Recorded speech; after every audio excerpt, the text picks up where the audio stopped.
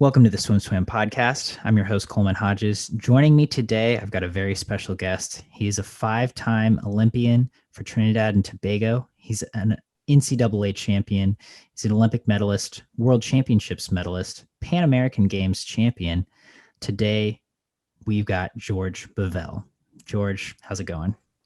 Hello, Coleman. It's a great honor to be on this podcast with you. I'm a big fan. Thank you very much.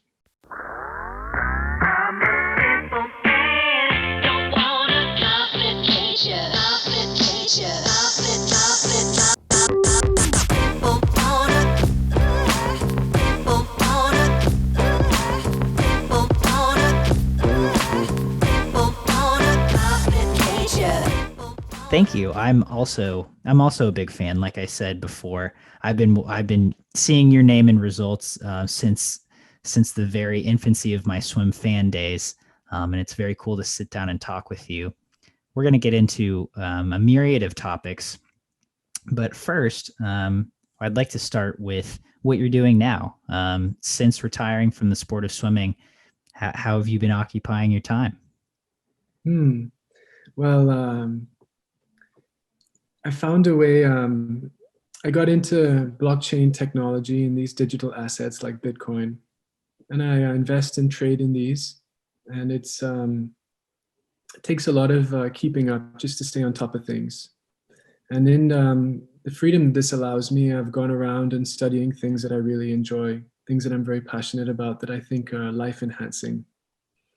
So to backtrack, right after I finished swimming in Rio, which was my fifth Olympics, I'd been in it a while, I immediately continued with a plan to start a business importing orthopedic braces into Trinidad and for the rest of the Caribbean. We had the agency for this brand from Germany. And then I realized, after doing some deep introspection, that this wasn't actually what I wanted to do. This was just an expression of my conditioning. This was just based on seeking security.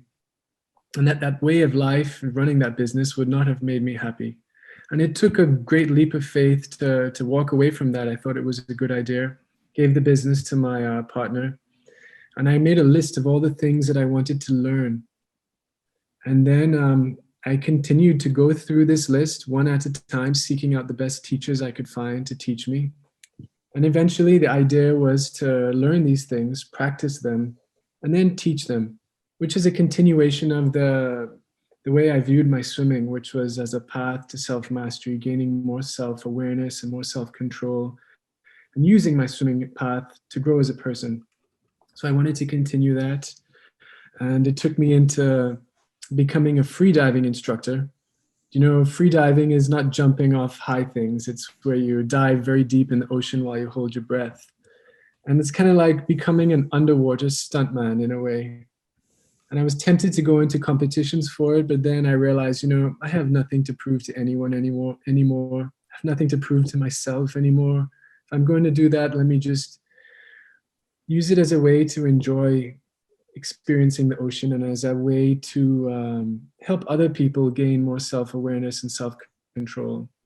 And then I got into like permaculture design, hypnosis, and NLP. And then I went pursuing Ayurveda. Ayurveda is like Indian traditional medicine. And in it, I found a wealth of wisdom that was an operating manual for having a Homo sapien organism. There were wise men many thousand years ago who paid a lot of attention to our bodies, our organisms. And they came up with this system that is like an operating manual for how to have a life with the most vitality, how to feel your best, think your best, and be your best version of yourself. Health on all levels. So as I started to consume information on this, I just couldn't get enough of it. And I think it was my swimming background that showed that I was a serious person and was able to commit to things. And my Olympic medal in particular unlocked this door for me. And I got connected to a great teacher in India who used to run an Ayurvedic hospital, who's retired, and he now has a small practice, and he takes students every once in a while. And he took me on as a student. And it's in the traditional system, they call it the Gurukul system. where it's not the academic Western way of memorizing. It's where you actually learn to recognize the patterns and you learn to understand and see for yourself. And before I went, one of the first things he told me was, I don't give certificates. And I thought, oh, I need my certificate. Everyone's got to know that I know my stuff. But I'm very glad that didn't dissuade me. And I've spent three long trips in India, a couple of months at a time over the last 3 years, studying, learning as an apprentice, and reading these classical texts that are thousands of years old. And it's something I want to continue pursuing for the rest of my life. And I've also been pursuing traditional Amazonian medicine, which is very interesting as well. And in addition to that, just learning the subtle nuances of trading. These things you have to really take the time to learn, and the stakes can be quite high. So I'm on a path of continuing my self-development. That sounds like quite a path. Yeah, and I've been, it's 7 trips to Peru, lots of time in the jungle, but it's very interesting stuff. And these holistic healing modalities, they apply to everything we do. They really focus on the broader context of life, and they see health not just in terms of your physical health, but they note that both of them approach that the body and the mind are not separate. A sick body always comes because of a sick mind that is making sick decisions where we actually want what's bad for us, and we don't want what's good for us, which makes us even sicker. And I think it's very interesting, and I see this as part of like a second renaissance because of the internet. People out there can have access to this information, and if they choose to pursue it and go deep into it, they can find teachers and places to learn. That's very interesting, because I think often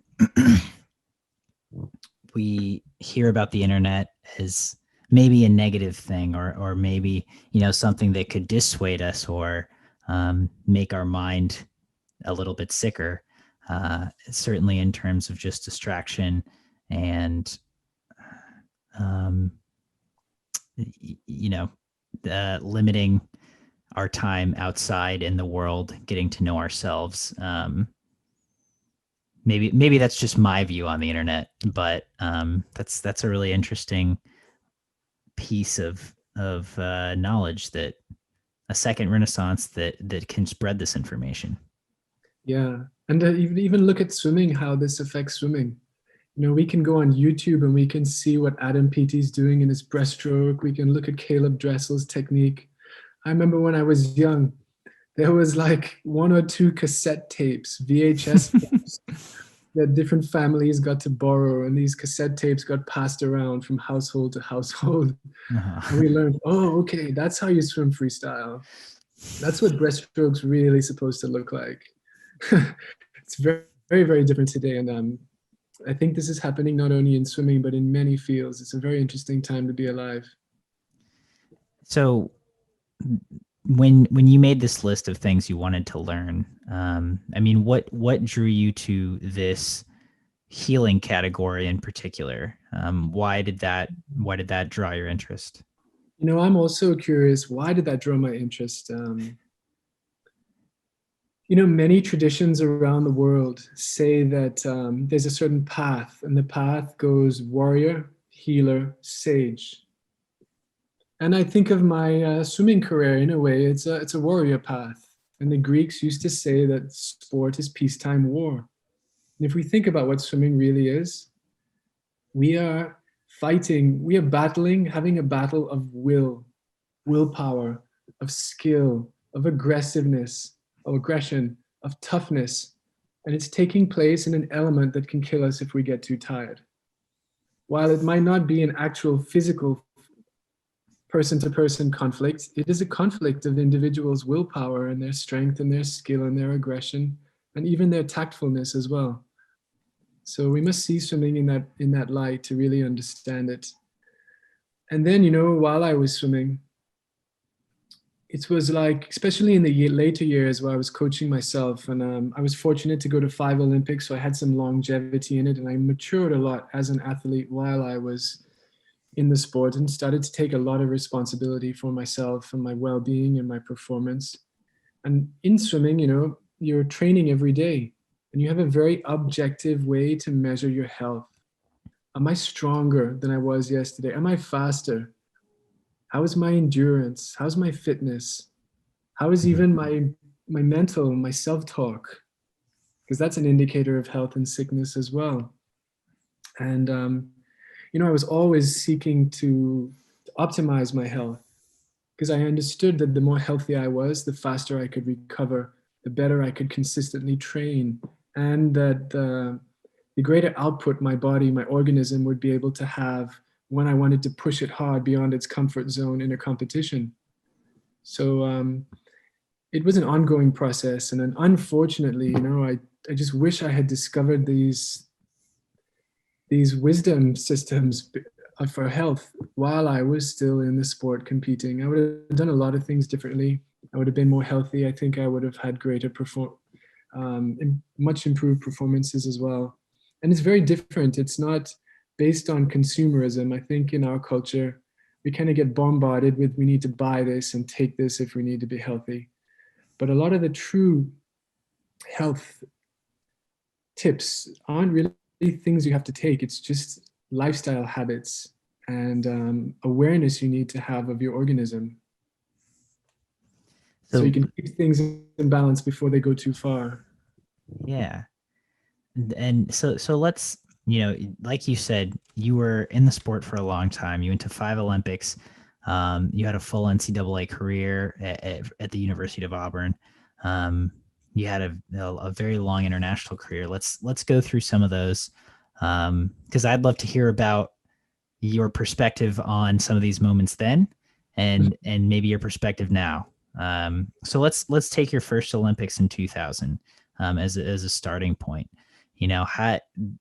How old were you when in 2000?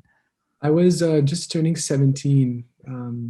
Just that was around the time that I was really coming into my own as a swimmer. And it's very interesting. I qualified for the 2000 Olympics in some very opposite events: the 400 IM, the 100 freestyle, and the 200 IM. I mean, who swims 400 IM and 100 free? Right. But growing up, swimming was very small in Trinidad. And we didn't specialize. I was trying to be the best I could be at butterfly, the best I could be at backstroke, at breaststroke, as freestyle, the best I could be at the sprints, the best I could be in the distance events. And you had rivalries with everybody in every event. And that kind of came together in the 200 IM for me.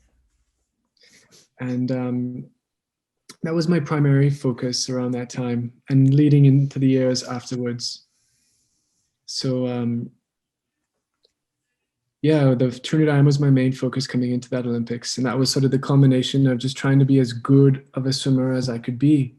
And I've always thought of the 200 IM as the competition that says, who's the best swimmer? Oh, so I really wanted to be the best swimmer. So I pursued the 200 IM. So what, I mean, as a 17-year-old kid swimming 3 individual events at an Olympics, what was that experience like? I mean, was that a total shock for you in terms of just the level of competition? Yes, it was awe-inspiring. I think I came away from that experience very excited about the potential of my path in the sport, where it could take me. Um, I could never have imagined what it was like to swim in front of a crowd. I think that swimming stadium was huge, maybe 17,000 people, something like this. It was the biggest up until that point in time. And of course, in Australia, swimming was very popular, which was nice because, in other parts of the world, Trinidad swimming is not popular. And if you're in America, it's NBA, it's the NFL. Swimming is not that mainstream as well. So it was nice to be in a place where swimming was celebrated like Australia. And I came out of that experience, just very excited about the sport. And I'm always learning. I'm always looking at what the best people are doing and trying to emulate it, and then trying to put my own twist on it, because we're all different. And I think I learned a lot. It was a very powerful learning experience for me. Definitely those Olympics. Yeah. I mean, do you remember specific takeaways you had walking away from those 2000 Sydney Olympics?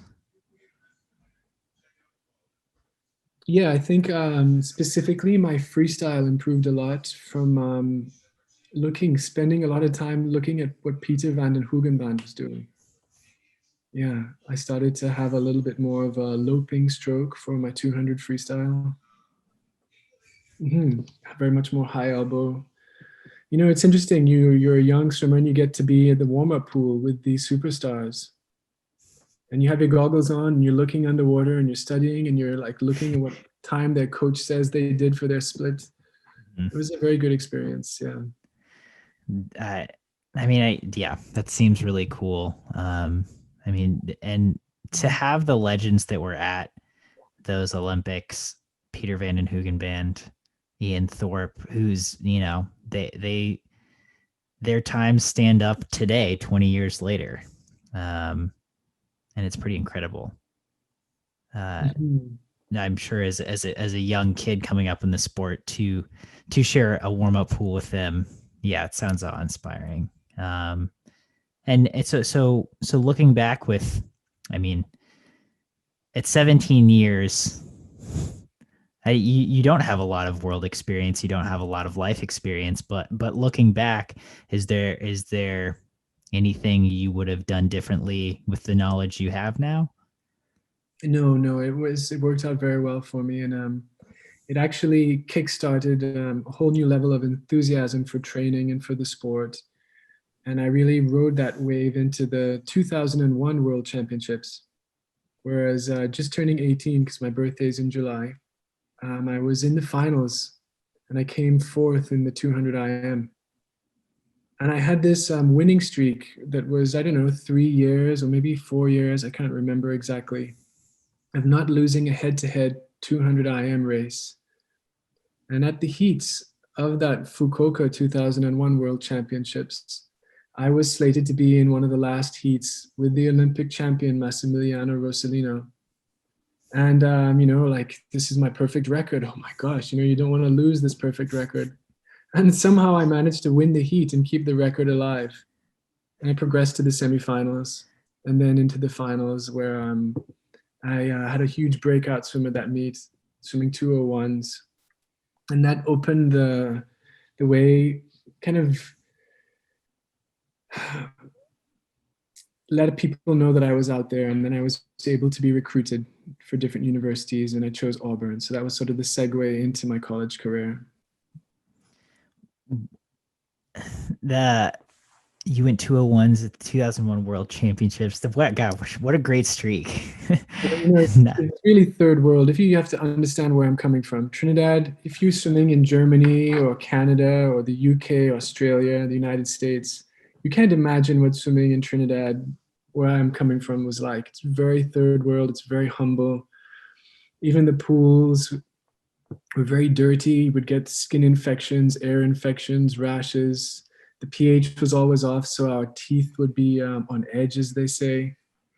So to come from those kind of conditions, it was interesting because I'm coming to the world champs and like my family's buying my ticket. Nobody's funding me. I'm good staying idea. in the Okay. hotel at my own expense. I'm buying my own suit at the competition. And I'm somehow in the finals competing with people from teams that have everything taken care of. Yeah. So that's where it started. And that's where and in Trinidad, we have a difficult culture, unfortunately. We tend to celebrate mediocrity and the easy way out. So if you're willing to go and do the hard stuff, you have to do the hard stuff alone. And I think a lot of athletes don't do well because they're from Trinidad. They do well despite being from Trinidad. So that was another hindrance and hurdle I had to overcome. And I was very fortunate to have an IOC Solidarity Scholarship at Bowles. Back then, Bowles was a really notorious school for very hard training, toughened me up a lot, and allowed me to really like be around a group of very focused swimmers. Otherwise, in Trinidad, I'd be doing it alone. When were you at Bulls? 2000 came in 2000, and then 2000 to 2002. Okay. Nice.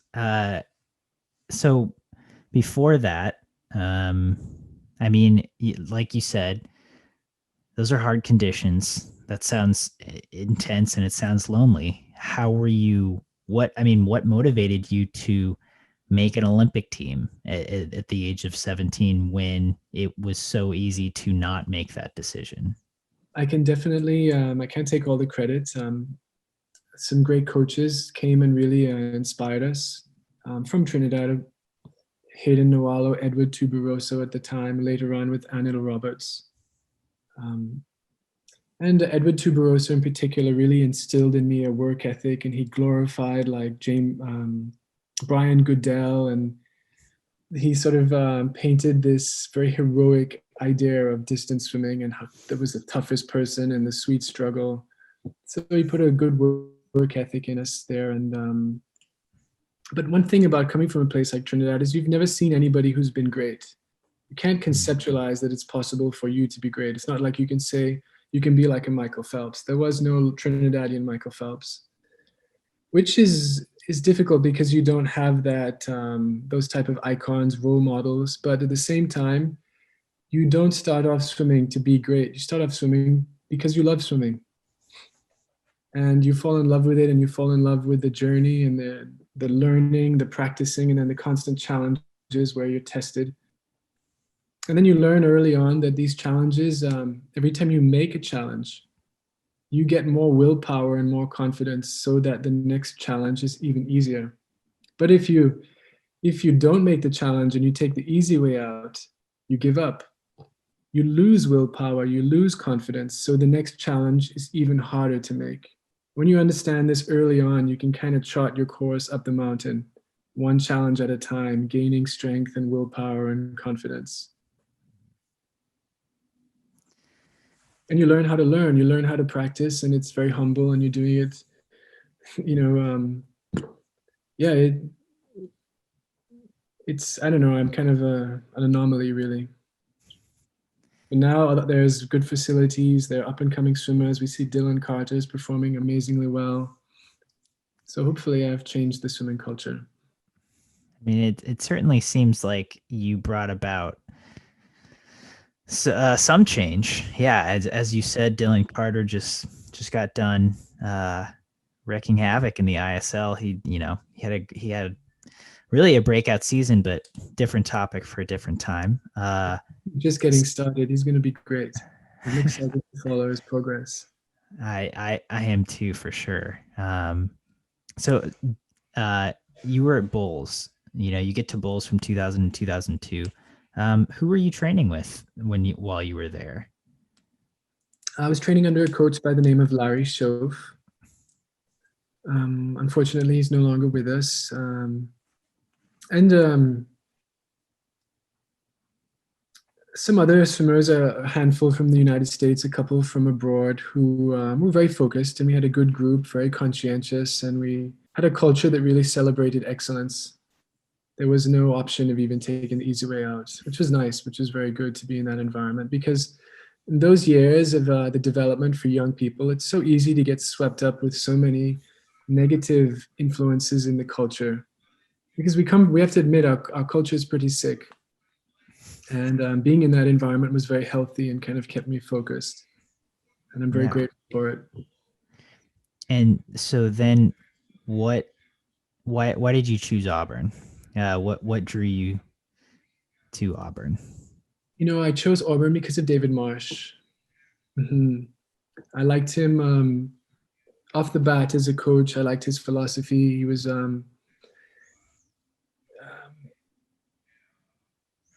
very assuring. And I liked his philosophy. It wasn't all about the distance. I'd kind of had enough of that. I wanted to do more quality work. And I was excited about being on some relays. Mm-hmm. And I had a great experience at my recruiting trip there. I liked what the team was offering, and I chose it over like USC, Stanford, Florida, and Tennessee. Yeah. And so you get to Auburn, and you have 4 years there. You win the 200 IM your freshman season at NCAA's. I don't think you swam. Did you swim the same two event schedules anytime during your career, maybe junior and senior years? At NCAA's, you mean? Yeah. Well, it had to do with some injuries that I was suffering from. Okay. So I just really competed in the the first 2 years were the same, and then the second 2 years were different. Hmm. And at the time, Dave Durden was the assistant coach at Auburn, and he's gone on to make a really well-acclaimed name for himself at Cal Berkeley, winning championships there. So it was a great place to be at a great time. I mean, I know this is a big question, obviously, but I mean, can you just tell me a little bit about your time at Auburn? What you gained there? Maybe a couple highlights from that illustrious career. I was part of the first class. I don't know if this still is true, but at the time, well, I haven't kept up, but at the time it was the first class ever to graduate without ever losing. 3 other swimmers and myself, we won every meet we ever participated in. So that was something special. And David had created a very healthy, positive culture that was all about excellence and pursuing excellence, and this synergy. And some of these dry land, I would call it team building, character building, initiatory type exercises with a great strength coach called PK, and of course Dave Durden. And we really had a culture that celebrated excellence and was very focused. And because of that, we were able to continue this winning streak. And of course, I improved a lot. You're sharpening your skills amongst fantastic athletes every single day, trying to be stronger, trying to be faster, learning what works, what doesn't work. So it's a great environment to be in. And that took me through my freshman year. Then that summer, I won the Pan American Games in the 2 free and the 2 IM. I was 5th at the World Championships in the 2 IM, but that was a race where I just went out way too fast. I was too young, too aggressive, not very tactful at that time. Then coming into my sophomore year was really getting going. I had come into my freshman year with an injury. I tore the muscles in my forearm attached to my humerus my senior year of high school, and kind of healing and recovering in the fall. By 2004, being in that very elite environment at Auburn, was really coming into my own. And I think our 2004 team was the highest scoring team ever at NCAAs. We were very dominant, and I won the NCAAs again in the 2 IM. I had 25 All-Americans and broke the world record in the IM, yeah. And then that carried on, that momentum, into the Olympic season of 2004. Sorry, I'm just trying to soak this all in, because this is the stuff I grew up on and I came up with through the sport. I remember seeing these results of NCAAs and thinking, wow, these guys are so fast. This is pretty cool to watch. So this momentum gets carried through to the 2004 Olympics. What events were you going to swim at this Olympics, and how was your mindset different heading into them? Yeah. So this Olympics was not everything, wasn't easy. In the build up to the Olympics, to get more personal attention, I decided to work with my coach from Trinidad. And we were training in Trinidad, and just before I left to go to the Olympics, I strained my shoulder. I injured my shoulder quite badly, and I couldn't do any freestyle or backstroke for, I believe, like 12 days up until my first race, which was the 200 freestyle. And I would just be in the Olympic Village reading a book at the time and just icing my shoulder all the time. And I was just thinking, oh my gosh, how can this be happening? Well, this is a nightmare. This is everything I'd ever hoped for. And now I'm having this challenge. And in a way, I think that, when you're starting off, if it's a path to self-mastery, your biggest days come on your best days. But then in order for you to keep growing, just the way life works, your biggest days start to come on your worst days. So with this handicap, my freestyle was usually my best event. I was the Pan American champion. I was second at NCAAs in the 2 free. And I progressed to the semifinals, but was unable to make the finals. I was unable to even do a best time. You taper, you shave, no best time. This is not good. And you're trying 100% because of the hype the nervousness, the excitement of being in the Olympics. Then the 100 freestyle, I progressed to the semifinals, but was unable to make the finals. That's 6 races right there. And then coming into the 200 IM, my freestyle was usually my strongest, and it was now one of my weaker strokes. I knew I really had the fight of my life ahead of me and decided to pace it. So I swam just enough to make the semifinals. Then in the semifinals, my coach at the time and I, Anil Roberts, David Marsh was my coach as well, but at this games, Anil Roberts was really focused and we were working together. We decided that one of the people we really had to challenge for a medal was Laszlo Che. You know, Laszlo is an incredible swimmer and he's gone on to do amazing things.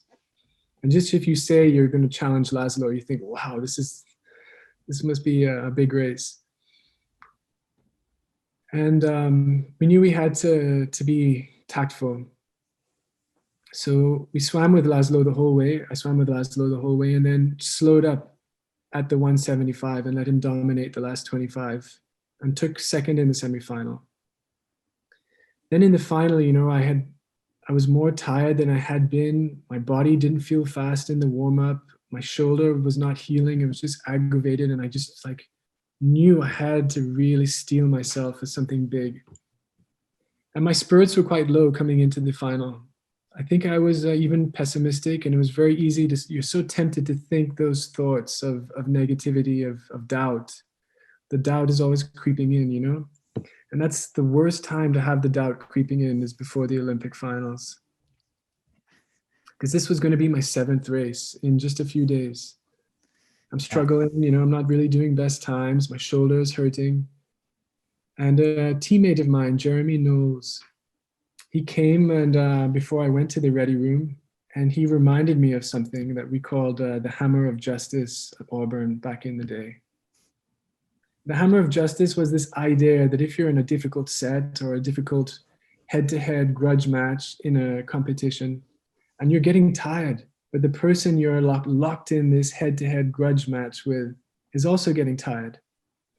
But if you can somehow find extra willpower to speed up unsustainably, you can't maintain the speed more than maybe 10, 15 meters, 20 meters at most, and you can hold out, they're going to eventually think that you're feeling fresh because you're speeding up, and then they'll give up. Psychologically, they'll give up, and then they'll slow down.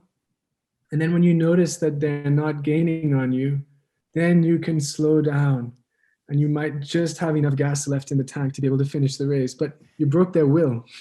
They're not coming back at you. So that tactic was called the hammer of justice. And in our championship posters of celebrating the championship of my freshman and sophomore year, they would like put that name next to that title next to my name. And they used to call me the hammer of justice. Maybe I even gave myself that nickname. I don't even know. We all had a nickname, like pump up names on the team at that time. Mm-hmm. And he reminded me of that, and he drew this, like, there's a photograph afterwards where I'm flexing, and it looks like a very bad tattoo. But he drew a Thor's hammer with lightning bolts on my bicep, and he reminded me of this ability to tap into the psychological element, the mental power, the willpower from the heart. Even if the body's weak, he was reminding me that my mind and my will was still the same guy who used to drop the hammer of justice on people. I still had that willpower.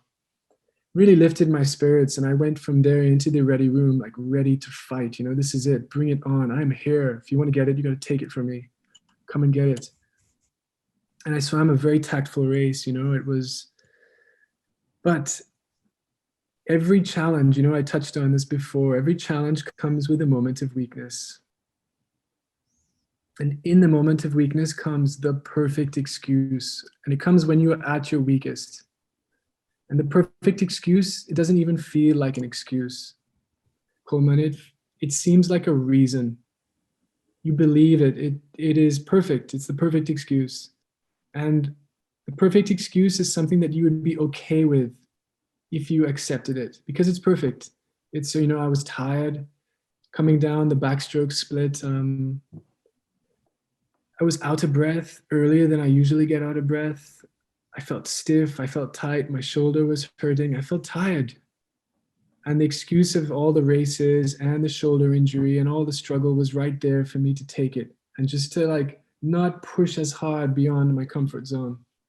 And for about 20 minutes there, when I was like feeling like my inner strength diminished, like at my weakest in an inner way, I was able to resist that temptation to take that perfect excuse and ease up the pace, ease up the pain, ease up the suffering.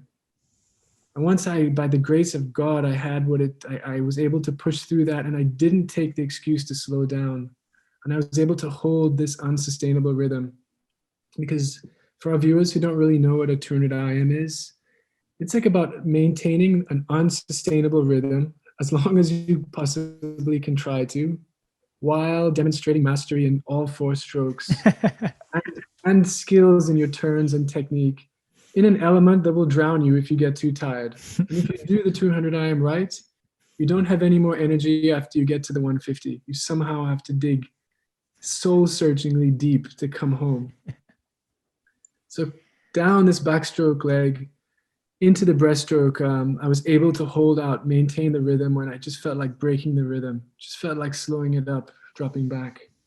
Once that subsided, I had this resurgence of like inner energy that was able to hold my willpower strong enough to push my organism be way beyond its comfort zone for a long time, and was able to have an amazing breaststroke split.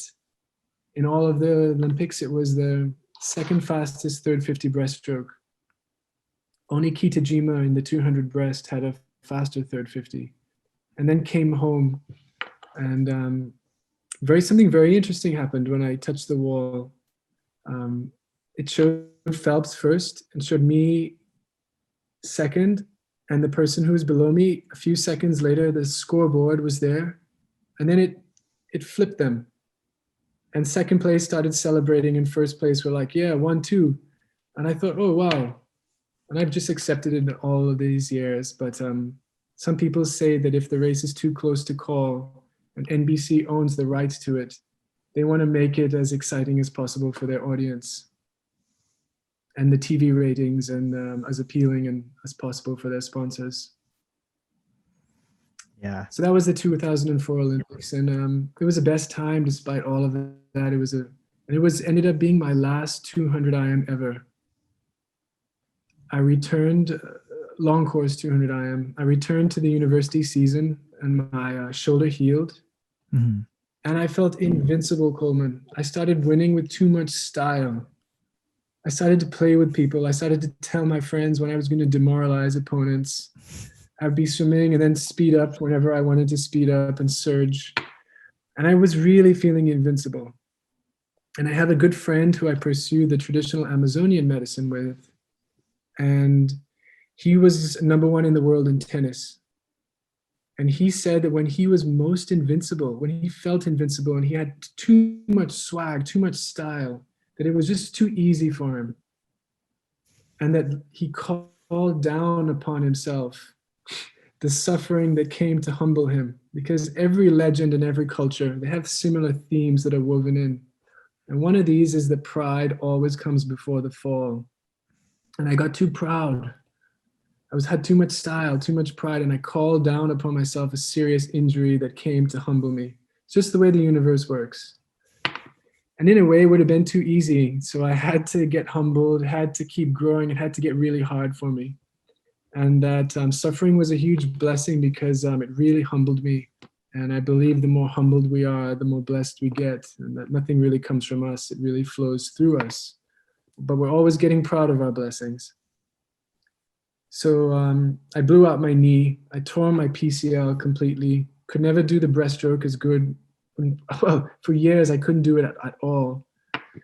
And I was faced with the fact that I could never be as good as I was. And why do you want to continue in something if you know you can never be as good as you used to be? And my friend that I mentioned in tennis, his opponents learned that they could always hit to his forearm, and that he couldn't pivot, he couldn't put his weight on that knee and then come back to the other side of the court. So they would always play that against him, and it was this handicap he had for the rest of his career. So that was my last 200 IM.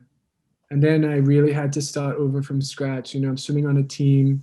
Our team wants to win the championship. I want to win the championship. And whereas my first 2 years was all about my individual success and my dominance, the second 2 years was sort of like living vicariously through my teammates and supporting them and just grinding it out. And I spent most of the year just swimming with paddles and a pull buoy.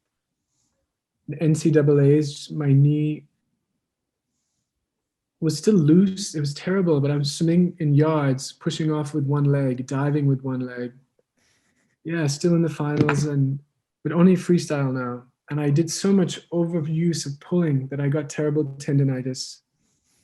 So the following year, after having the knee injury, the following year, my senior year, was a terrible year of shoulder injury.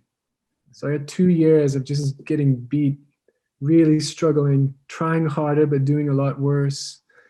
Very difficult years, but forced me to grow a lot and was really humbled me. And I decided when I finished, do I really want to keep swimming?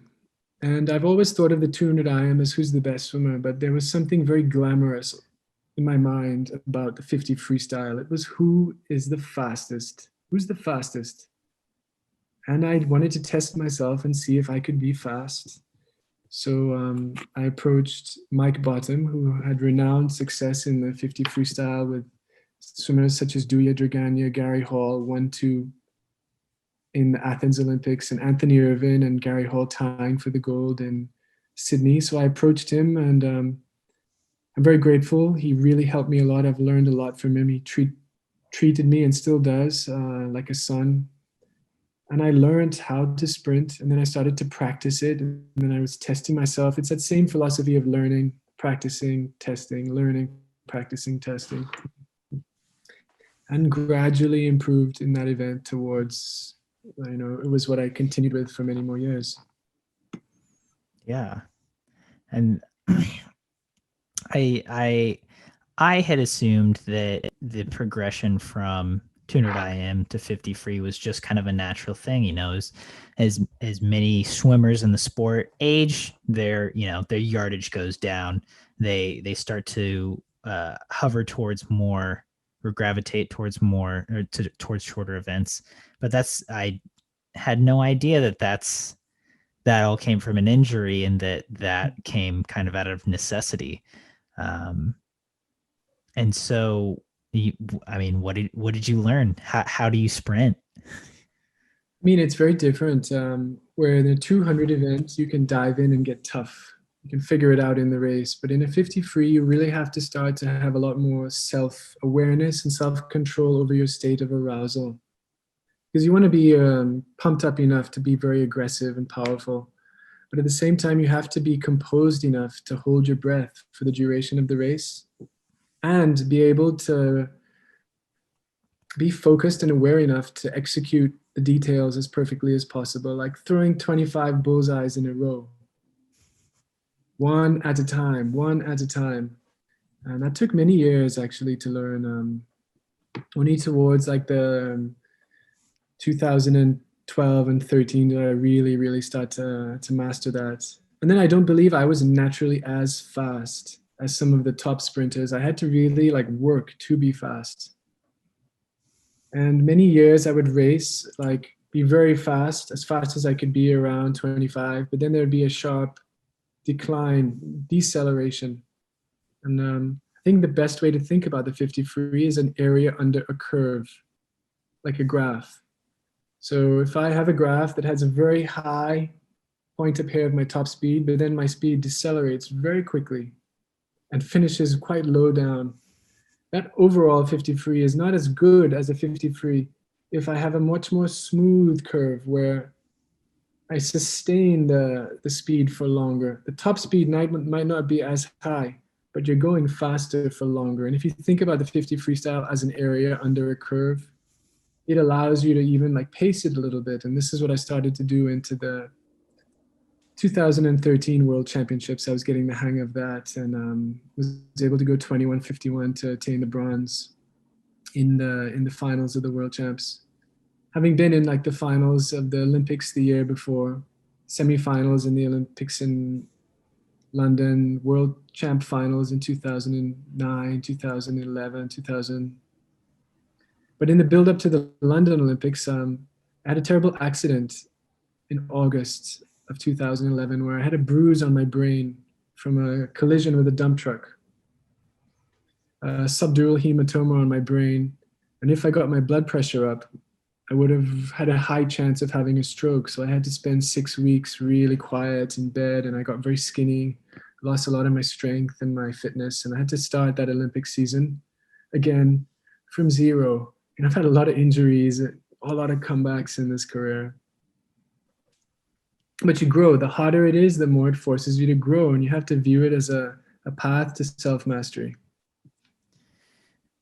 In 2006, when you had your injury, or sorry, after you were finished your collegiate career, you said, do I really want to do this?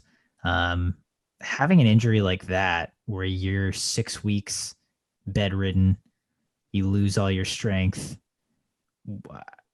where's the motivation? What makes you want to do it?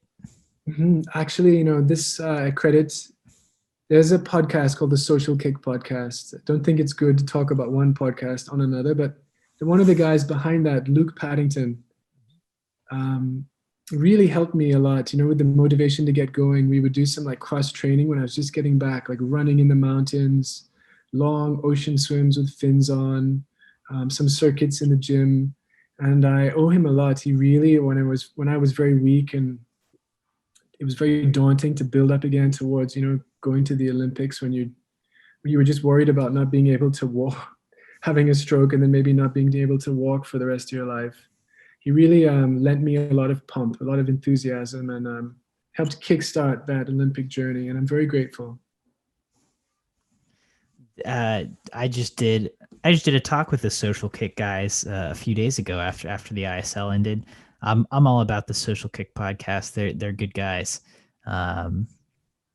But that's really cool. And again, like you said, I'm guessing you learn a lot through journeys like that, but I'm surprised by that one. That sounds terrifying. I mean, you can't get your blood pressure up or you might have a stroke. I used to sneeze sometimes. And we all sneeze. I have some allergies. And it was a very stressful time for me. And I remember as a sneezing fit would come on, I would be concerned, is this it? Choo, choo. Dark time in my life. And on September 26th, my last CAT scan came back that my brain had absorbed the bruise. So, I have my birthday, that's my regular birthday, but on September 26th every year, I celebrate it as my Alive Day. And on your Alive Day, you get together with your friends and family, and it's no longer about just you, but it's you're giving everybody an occasion to celebrate life and give thanks for life and really taste your food that night, really feel yourself, be present. I love that. Alive Day. I feel like everyone should have an Alive Day. Definitely. And I think we're talking about ways that you can have an Alive Day more than once, right? Or every day. Every day, exactly. Every breath is your live breath. And so you go on this journey of sprint mastery, and like you said, you really got into that zone by 2013. What clicked for you? How were you able to perfect that graph at that meet?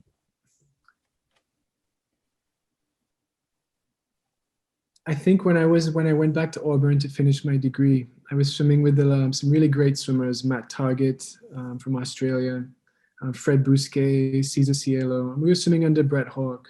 And I had a chance to really sort of constantly in practice be measuring myself against people who were faster sprinters than I was, and learning, seeing what works, what doesn't work. And that carried over into when I was coaching myself, working with my Trinidad coach in Trinidad. And then a lot of racing in these World Cups. Yes, I had a rivalry with Anthony Irvin where both of us swam many times underneath 21 seconds in the 50 meters freestyle short course. think I learned and I grew an awful lot as a swimmer through the constant racing in the World Cup circuits. Mhm. And I was getting stronger, every year I was gaining more muscle and constantly refining my technique. So in 2013, I was very strong, and my technique was also the best it had ever been. And my ability to pace a 50 freestyle, which is such a subtle thing. You're going all out, but you're still pacing, and it takes a lot of practice and self-awareness too, and the ability to uplift yourself to the right state of arousal as well. It takes time to learn these things, unfortunately, a long time. And only the swimmers who I think have the longer careers with one event have the time to really get that mastery over these subtleties. Yeah, I want to go back to one thing you said. You're finishing your degree at Auburn. You were training under Brett Hawk, a great sprinter in his own right, and you were with those guys that you had swam with: Matt Target, Cesar, Fred Bousquet, all all guys who, like you said, stayed in the sport for a long time. And I would say we're able to have to put some mastery into play with their individual races. Um, what you being someone who had trained with them in college, but weren't necessarily swimming the same events. What did you pick up from them later when you were kind of all had the same focus?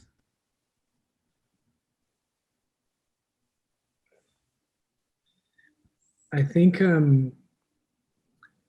I started to recognize some things I'd seen before with Douye, Gary Hall as well. Douye, Dragana, Gary Hall, while I was swimming at the race club. I saw this in Caesar and Fred, is these people really listened to their bodies. When they were tired, they listened to their body and they didn't push it too hard. When they felt good and their body told them, I'm ready, let's go fast, then they really like unleashed things and let things out and went fast.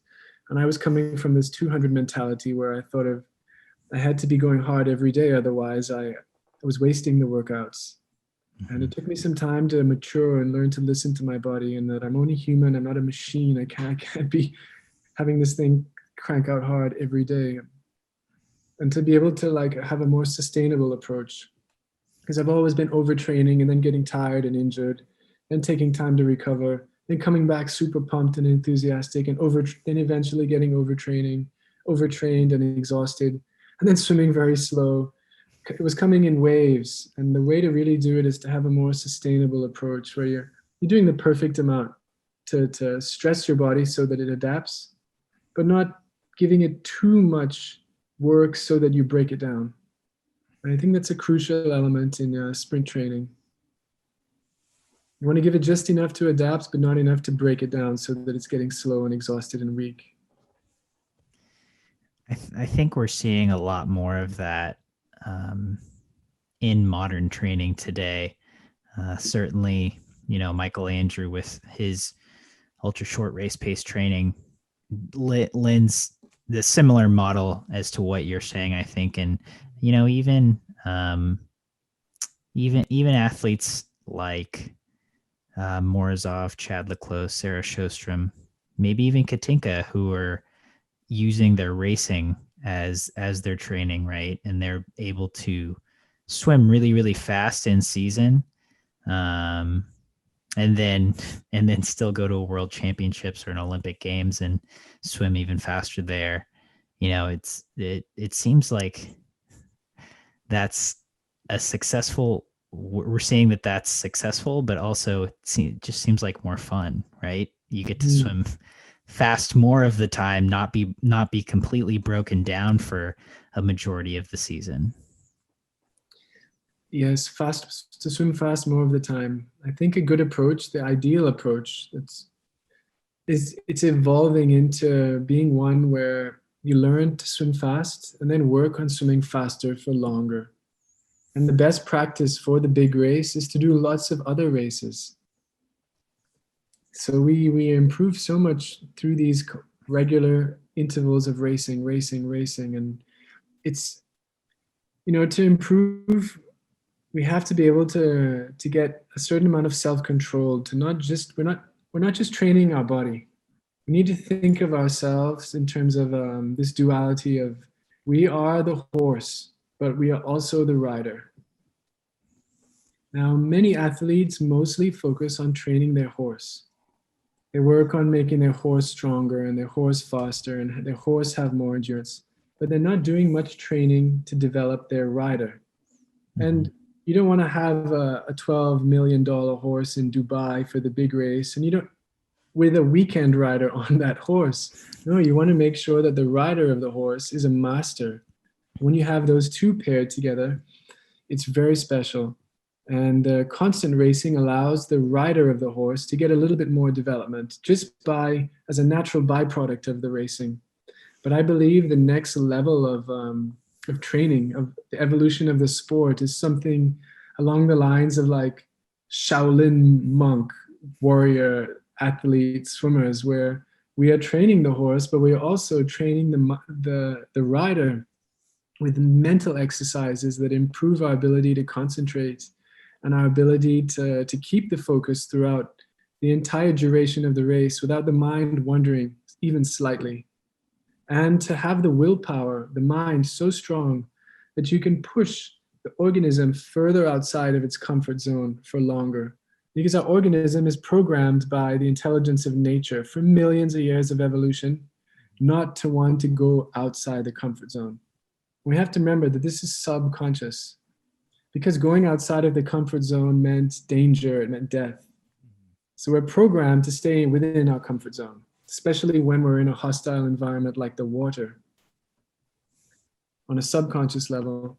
So the more you can develop this capacity to have more willpower and more self-awareness and self-control, you can push yourself further outside the comfort zone, which is giving you two things: a better performance, and also because you're getting pushed further beyond your comfort zone, your organism is going to adapt even more. So you keep pushing the limits of the comfort zone out further and further and further so that you can be in your comfort zone, which is way beyond what your comfort zone used to be. And I think it takes a lot of mental development and visualization and exercises that we can borrow from traditions such as like Raja Yoga and Hermetics, things like this that really give us the ability to focus our mind. And then when we have this capacity, then it's not only about pushing ourselves beyond our comfort zone, but we have a level of self-awareness and self-control that can allow us to control our emotional state, our state of arousal, so that in a very stressful situation, we can be calm. If we need to lift ourselves up when the environment is doesn't have energy and very flat, we can do that. If we're in a dangerous environment, a situation, we can control ourselves to think what we want to think and feel what we want to feel so that we can be playful. And if we're dealing with someone who's very hostile and angry, we have the self-awareness that we can feel our organism changing, our nervous system changing to fight or flight, and step in and calm it down. And in dealing with this hostile and angry person, we don't become hostile, angry, and ignorant. We remain calm, we control ourselves so that we can be kind and loving and relaxed. And in doing so, we will relax them because their nervous system will no longer perceive us as threatening. Then they'll actually listen to us. So it's by approaching sport as a path to self-mastery, using it as a way to have very extreme experiences that allow us to push ourselves very, very far, to force ourselves to grow much more than if we would have a mediocre life as a regular person. You grow still through experiences, but you wouldn't have as many frequent extreme experiences as you would if you were an elite athlete or elite swimmer. And I mentor some athletes from different sports, and I really try to get them to understand that it's a path to self-mastery.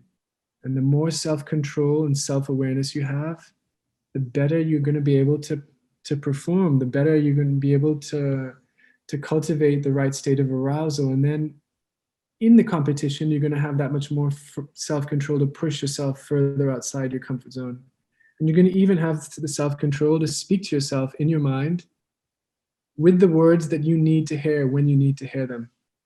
Because so often, it's at the moment when we are our weakest that we speak to ourselves with the words that make us weaker. It's like when we're the most tired, we tell ourselves, oh, I'm so tired. Oh, I don't know if I can do it. And the doubt creeps in. But if your mind is strong enough and you've trained your mind, then when it gets hard, you're giving yourself words that empower you, pump you up. You're speaking Conor McGregor language to yourself. You're guaranteeing that you're going to do it and you're pumping yourself up. Because we have to understand that a word is not just a piece of language, it's a package of energy, of emotion. And then when you have enough self awareness and self control, you can give yourself the energy you need when you need it. So that's all part of training the rider. And then, if we're going to think along these lines, and this is the perfect place to share this idea, if we need to understand something I've learned from the traditional Amazonian medicine, we need to look at health in a very holistic way and see that health is not just my physical health, but it entails health of my body, my mind, and like my spirit, my energy, my emotions, my willpower. And that if we look at nature, Coleman, anything in nature that is really strong, it's healthy. Health and strength, they go together. Anything in nature that is very weak, it's sick. Now, a gazelle, when it's healthy and strong on a very deep inner level, it knows it's healthy and strong. It knows that whatever happens, it'll be okay because it's so strong and so healthy. So it has zero fear. And that gazelle with zero fear exudes confidence. And it can eat grass right in front of the lion. And the lion knows, don't even try to chase that gazelle. That gazelle knows that I can't catch it. I know, based on how confident that gazelle is, that I'm not going to be able to catch it. So the lion ignores the gazelle. The lion goes looking for the sick and weak gazelle that exudes fear. And that fear is like a dinner bell that says, eat me. It's telling everybody that it is not strong, it's weak. And that's the thing, when we are weak, we are unhealthy. But the thing is, it's a feedback loop. So I'll start with health. When we are healthy, we think in healthy ways. So we naturally want what's good for us. And getting what's good for us makes us even more healthy. And with this health that I'm talking about of body, mind, and spirit, it is the ability to think clearly. It is improved situational awareness. It is increased self-awareness. It is increased willpower, because willpower is inner strength. It's increased self-control. And when you're very healthy and something bad comes to tempt you, you have the willpower, the strength to resist the temptation because you're healthy. And you have the ability to think clearly because you're healthy. You're thinking in a healthy way. You can recognize that's bad for me. So when you're healthy, you don't want what's bad for you. So in this way, health, the more healthy you are, the more you want what's good for you, which makes you even more healthy. And it's an upward spiral that is essentially victory energy. It's life energy. Victory And a energy. healthy person, a really healthy person or a healthy animal that is so strong and it feels very secure with itself. It feels very safe. This is the essence of natural leadership, exuding this type of calm confidence. Other people are attracted, other animals, other people are attracted to this energy because it guarantees the future. It says everything is going to be okay, and they feel safe with this person. So that person who has that energy, has that strength and health, self-awareness, self-control, willpower, is a natural leader. Now let's look at sickness. So sickness is also weakness, but it's also unconsciousness. You're less aware. You have less willpower, less self-control. So it's a downward spiral. So when you're sick, you're thinking in a sick way, which makes you want what's bad for you, which makes you even sicker, which makes you less aware, less willpower, less self-control. So you're more tempted by the bad stuff. So we see this in addictions all the time, drug addictions, alcohol addictions, any addiction. It's our willpower is getting weaker and our self-awareness that we are getting sicker. We're losing that. So the more sick we get, the less aware we are that we are getting sick and weak. And this is a downward spiral that leads to decay, ignorance, passivity, and death. It's death energy, whereas health is life energy. Now, if we want to apply this to swimming or athletics, the more healthy you are, the better athlete you're going to be. Your performance can only be an expression of you, how healthy and how strong, how much willpower, how much self-awareness, how much self-control do you have. It's victory energy, it's life energy in its purest. But when you're sick, that's the sickness that's going to have the doubt. It's the sickness that's going to have the fear. That's the weakness. And if we are sick and weak, we cannot perform well. So if we want to be the best version of ourselves in life, in athletics, in sport, in swimming, we need to look at everything in a very binary way and say, what is good for me? What is medicine? What is poison that makes me sicker? What is the medicine that makes me stronger in my life? And go through everything and cut out systematically the things that weaken us and include more of the things that make us strong, that make us more healthy. And in this way, we can pull out of a negative downward spiral and start to get a faster, stronger upward spiral to health and strength and willpower and self-awareness and self-control and victory energy and life. So if you want to be your best version of yourself as an athlete, you need to look at your food. This is where I love Ayurveda. Ayurveda has got an operating manual for how to do this. Your food, your relationships. Your relationships can be medicinal or poisonous. Your environment can be medicinal or poisonous. Your media that you're consuming can be medicinal or poisonous. And of course, very importantly, your self-talk. How are you speaking to yourself? Are those medicinal words and phrases or poisonous words and phrases? And it's really a choice.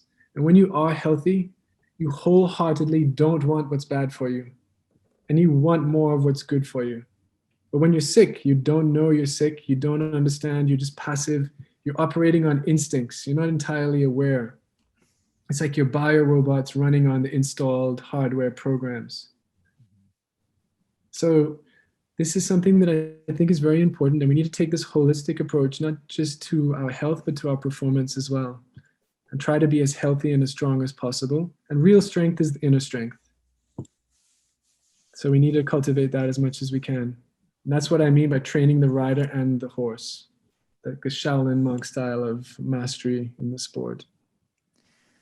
So for if I'm a young listener right now, I mean, I think I really like everything you said, and I think that's obviously come from years of travel, of learning, of wisdom. If I'm a young swimmer, how do I apply that to trying to go a best time in the 100 freestyle, or trying to win my district or high school state championship? What are the applications of what you're saying? Right. Okay. Well, firstly, we need to have the awareness of what's good for us and what's bad for us. So maybe you're training hard, but then you're staying up late on Instagram, playing video games. So you're taking one step forward, but two steps back. Maybe you are. We have to also take into account that the state of our nervous system can also be medicinal or poisonous. And our organism, our biorobots, through evolution, it's designed to survive in an environment that's very different from today. There are so many things that subconsciously stress our organism, like coffee, for example, social media, TV. Our organism doesn't know the difference between what we're seeing on TV and real life. It's like a dumb horse. It stresses us, and our cortisol will raise, our nervous system will move more to the sympathetic, which is fight or flight. And when our nervous system is in the fight or flight, we're going to respond to people, to situations from fear and aggression. We're not going to be the best version of ourselves. But very importantly, when we're in this state, our organism is programmed to look out for danger and prioritize short-term survival over long-term maintenance. So you need to develop some self-awareness to be like, all right, what is the state of my nervous system now? Is my way of being right now, is it medicinal or poisonous? And check in with your organism and learn to check in with your organism routinely throughout the day. Even in a set, in training, are you tense? Breathe, relax yourself.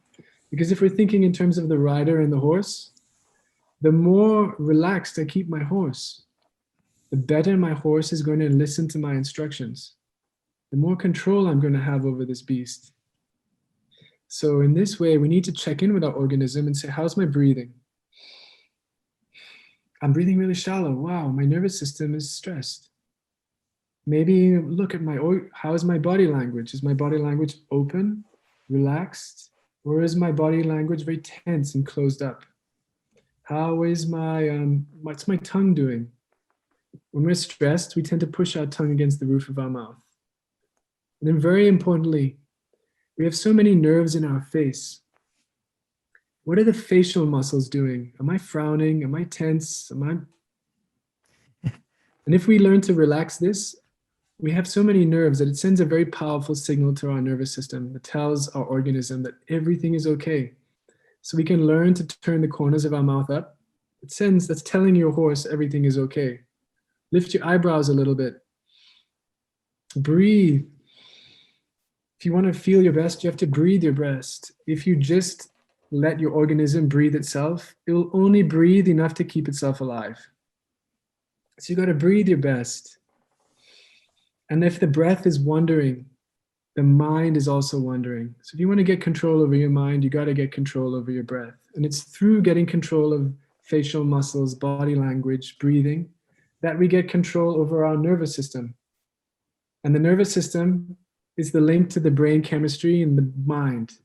So the state of arousal of your nervous system is dictating what type of thoughts you're going to have. So if you want to be the best version of yourself, the best athlete you can be, the best person you can be, you have to first become aware of yourself. Because anything outside of our awareness is outside of our control. So if you want to be a good athlete, if you're a young teenager up and coming in the sport, you have to take this not just into the pool and in the gym, but you got to take this into your life and learn to be like, all right, let me get control over myself. And in order to get control over myself, I need to get aware of my organism. It's like I'm the rider on the horse. I need to learn to look down and see if my horse is tense or relaxed. Is it fighting me when I pull the reins? Or is it willingly going where I want it to go? And that's like a foundational aspect that will carry over into every other area of life. And the thing is, I would also tell these young athletes to examine their approach to the sport. Coleman, brother, I think it's our culture, but a lot of parents give conditional love to their children. I will love you when you are good, and I won't love you when you're bad. When you do well, I will give you praise and adore you. When you're not doing well, I'm just tired of you, don't bother me. So we learn in an unconscious way, our organism learns that in order to be worthy, to receive love, we need to be worthy of love. Now, these little kids who get damaged in this way, they grow up and they go into sport and they become athletes. And there is this fear-based way of competing, where it's based on the fear of not being judged worthy of love, of not being good enough of love from everybody outside, because that's what we all want in the end is love. And most importantly, they're terrified that they're not going to be judged worthy of their own love. So these competitions, instead of being enjoyable experiences where we go after the challenge as an opportunity to grow as a person, we dread them. Many young athletes, I see them, they are so nervous. They look gray. I look at their nervous systems and their body language and their breathing, their facial muscles.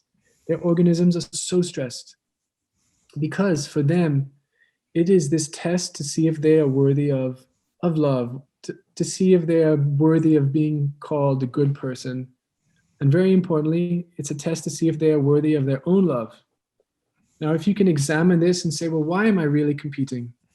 Why do I need to win at all costs? Because very often it is the athletes who need to win at all costs are the ones who feel like the biggest losers deep down inside.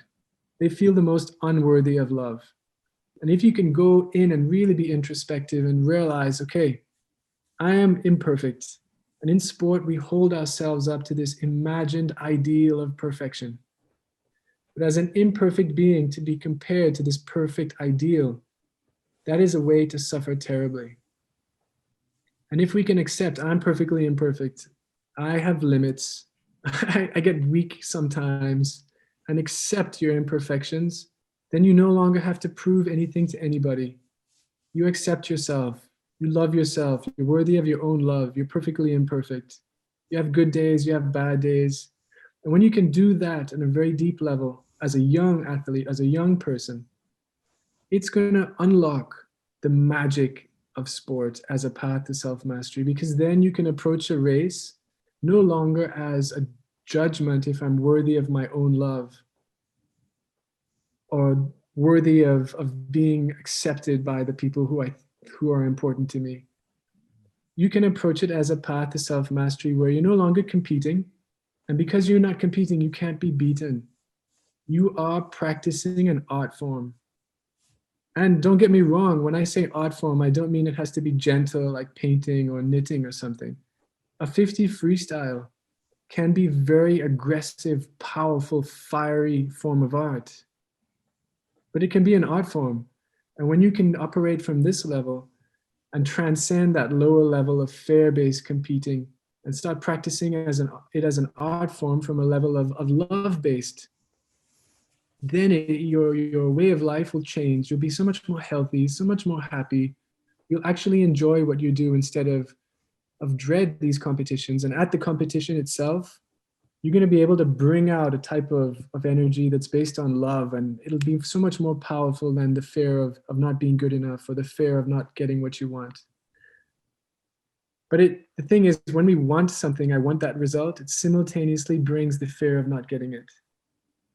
So you can transcend that completely and get up to the level where I'm practicing the art form as a method to improve my self-awareness and my self-control and grow as a person. Now, I know how are we doing for time. There's like one more thing I would like to segue into if we have a couple of minutes. Absolutely. Yeah, the floor is yours. Okay, so I see this all the time.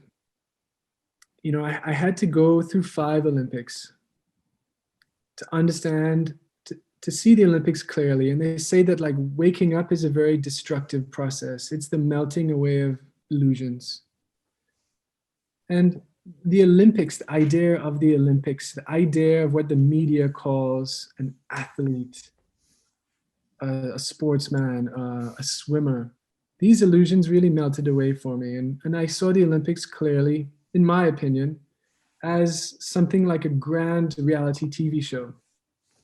And an athlete isn't more of an entertainer. You're an entertainer in this grand reality TV show that billions of people around the world watch. And TV networks sell commercials for hundreds of millions of dollars on. And the IOC sells the TV rights to certain networks for billions and billions of dollars. You're a reality TV show contestant. So if you think you are this athlete, this swimmer, you're on the path to suffering because you're caught up in illusion. You need to see it clearly that I'm practicing an art form as a way to grow as a person so I can have increased self-control and self-awareness. And I look at my swimming years, 5 Olympics, as my mental and physical slavery years. That's a very extreme thing to say. I know your audience is probably like, what is this guy talking about? But I reached a point where I was so disenchanted with the sport. I thought I wanted to get into the IOC. And to do that, I got into the Pan American Sports Organization as a delegate from Trinidad. And I started to see the type of people who were in there. Maglione was the head of FINA. He was the head of that organization. He was changing the FINA constitution so he could hold on to power. The previous head of the Pan American Sport Organization was in power for 40 years. I started to see these guys who were behind these sporting bodies and how they ran it for their personal gain, and they're always going to these different conferences, driven around with drivers, fancy resorts. And I started to see the Olympics for what it was. And then at that time, the McLaren report was coming out of all the doping, and how confronting Maglione, I realized that the governing bodies of these different sports love the media attention that sensational performances garner. And they have an interest to make it sensational. So they want to give the appearance that they care about doping, but sensational performances, some of which come from doping, are very profitable for them. They make a lot of people tune in and watch. We've seen this with the Tour de France. The Tour de France got popular when it became very sensational. And I started to see this whole illusion melt away, and it was a very difficult, heartbreaking experience for me. But I see how the people who get really caught up in this, they suffer terribly. Now, to become really great, like sport, remember I touched on the Greeks said it's peacetime war. Like, you got to make yourself hard to be really good in sport. You got to make yourself tough. You have to learn to endure. You have to learn to push yourself way outside your comfort zone. And you're doing this regularly every day. And this way of making yourself very hard, you have to turn off a part of your being that really feels the pain, so you can endure, so you can continue to push yourself, sacrifice, suffer, grind. That common expression, everybody says, I'm grinding for that shine. Grinding. Now, in turning off the part of yourself that feels the pain, you're also turning off the part of yourself that judges when things are hard and difficult, so you can just keep going. But by turning off the part of ourselves that feels the pain, we're also turning off the part of ourselves that really feels the pleasure in life. And in turning off the part of our mind that judges when things are bad, we're also turning off the part of our mind that celebrates when things are really good. So we see a lot of these people who get to the extremes in sport, these people who do incredible things, they become like robot people. They don't feel, they're always in the plan, they can endure, they can push, they can grind. They're incredible at what they can do. But what they're doing makes them sick. Like, you have to become the person who is capable of those sensational, amazing things. You have to become a little bit crazy to be capable of going that far to do those incredible things. Do you follow me? Absolutely. So you got to make yourself a little bit crazy to be able to go to that extreme. And this type of craziness where you can't really feel much anymore, it leads people to only feel half alive, just going through your life in shades of gray. So we see this with many athletes, Tiger Woods, like so many athletes. It's Michael Phelps, where like they go and they pursue things that are not good for them. That gives them a rush, that makes them feel temporarily alive. Mm-hmm.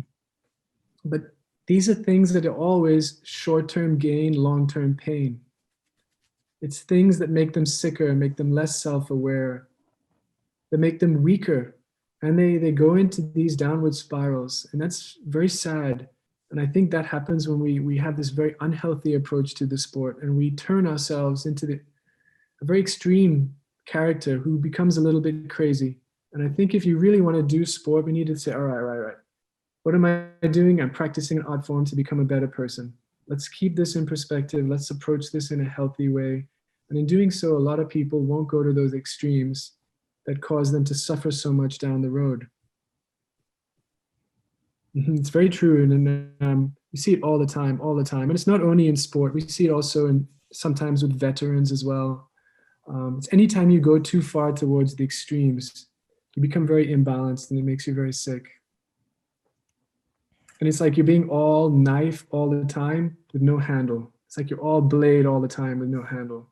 You need to be balanced. So when it's extreme, life or death, difficult time, you can be very hard. But also when it's relaxing and gentle and you're around people you really love and life is good, you can be soft and relaxed and open to feel and be present. That's the health. That's the balance. The balance. That's a lot of insight. That's a lot to digest. But I really appreciate you taking the time to come on here and share all this, because I think this is really important to hear, really important to consider. And again, you've traveled the world, you've seen a lot of things that many others haven't, and studied a lot that many others might not even heard of. But And um, in those mental and physical slavery years, I became a fanatic. To be that good at something, that focused at something, you got to sacrifice a lot of other things. And when you're a fanatic, you never know you're a fanatic because you end up being surrounded by other fanatics. So you think it's normal. Yeah. Yes, there's a lot of fanatics out there, and they think it's normal. They can't see it for what it is. They're so caught up in it. Yeah, I mean, I think to do something at an elite level, I would guess you kind of have to go to that point, or you just think you do. And maybe some of the things you're saying, we could learn a thing or two about what elite sport could look like one day moving forward. Hmm. Yeah, But a healthy, a balanced approach, and the idea of training the horse and training the rider. I think that is a good takeaway for sure, and something that I would like to consider further, because that seems like a very balanced way to approach sport, to approach life. There's a lot of ancient wisdom that would be really cool to incorporate. So when I was in India, all those visits and all those months, um, my teacher there is not only is he a Vedic scholar and an Ayurvedic physician, but a great yoga practitioner. He's learned yoga that he taught me. He learned from his guru. His guru learned it from his guru, and it comes directly down the line from great yogis in the Himalayas. And there's some things that come from these breathing exercises called pranayama that have amazing effects on the physiology of the body and health. It's like giving yourself medicine. And some of them are very miserable, they're very difficult to do. But they have amazing effects on your health that can make you fitter, can increase your body's VO2 max, lactic acid threshold, aerobic capacity, just by doing a fraction of the amount of work, but doing it specifically on the right systems. It's like biohacking in the coolest way. And it takes a lot of time to develop proficiency, of course. They're not easy. And once you become proficient, the effects get so much more powerful. And if we can include these things into swimming, if I was a coach, I'd be training the rider and the horse. My swimmers would be doing pranayama, yoga. So they'd be like, first, the foundation would be to become healthy. Then the foundation would be to become a great warrior, an athlete, aggressive, take on challenges, embrace them, don't shy away, mental strength.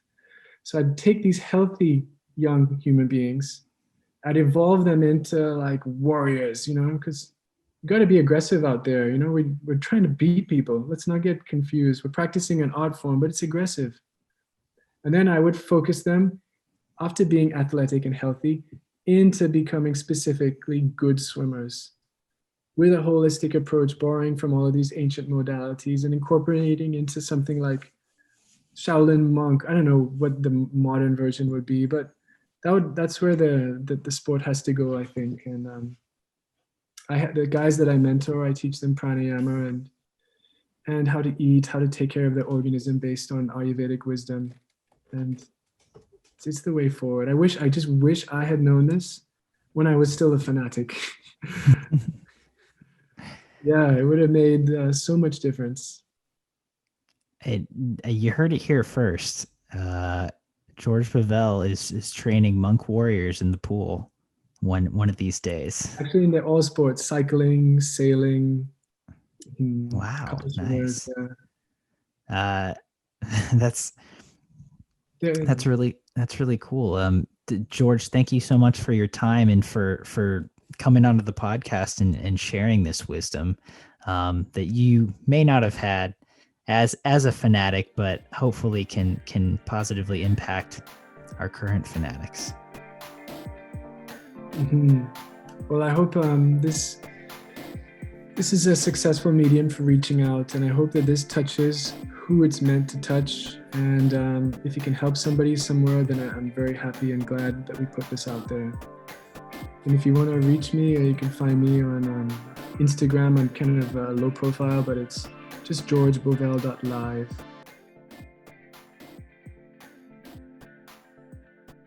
You've been listening to the SwimSwam podcast. Stay tuned for new episodes every week. You can take SwimSwam podcast on the go by subscribing on your favorite podcast platform. Look for links in the description below, and be sure to subscribe to our YouTube channel for more videos as well.